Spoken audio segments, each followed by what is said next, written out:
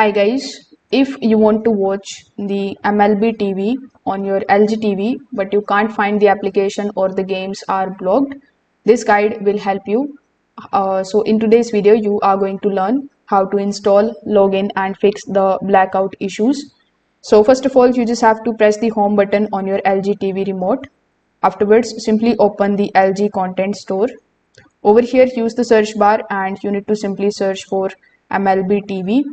If you are able to find its application, you just have to do nothing but to just install the application on your TV.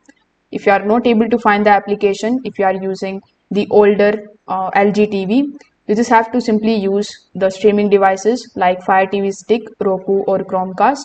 Then you just have to plug it into your TV and afterwards you will be able to install MLB.tv from that device's app store.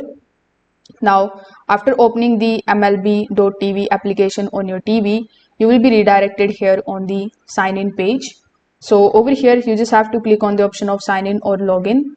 Then you can sign in here by providing your email address and password and by the activation code.